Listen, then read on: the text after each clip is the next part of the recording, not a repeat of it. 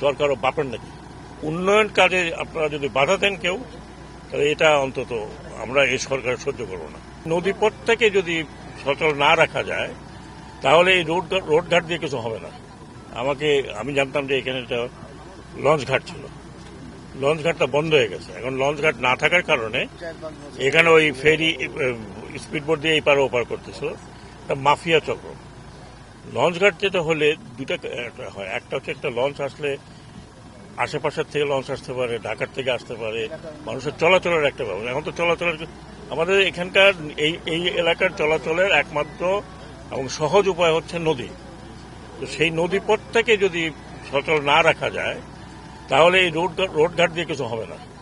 Jamuna electronics ঈদে double খুশি offer season 3, যে কোনো পণ্য কিনলেই পাচ্ছেন নিশ্চিত ঈদ উপহার। কত বছর আমি এর আগে আসছিলাম, আমাকে বাজারের প্রত্যেকটি লোক বলছে, স্যার লঞ্চ ঘাটটা এই ড্রেজিং না করার জন্য লঞ্চ ঘাট বন্ধ হয়ে গেছে। তখন এখানে অনেকে ছিলেন, অনেকে ছিলেন না।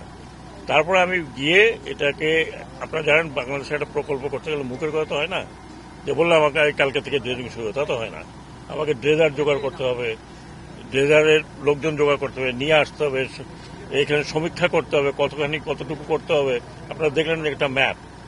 এটা করতে করতে আমি বোধহয় 2 মাস পরের থেকে ড্রেজিং শুরু হয়। এখানে ড্রেজিং করতে আসছে, আপনারা বাধা দিয়েছেন, না এখানে না ওইখানে না, বালি ওখানে ফেলাইতে হবে, চর এটা কাটা যাবে না। চর কারো বাপের নাকি? দেশের সবার মালিক। চর জাগলে চর জাগা মানি না যে আমি যা দখল করব।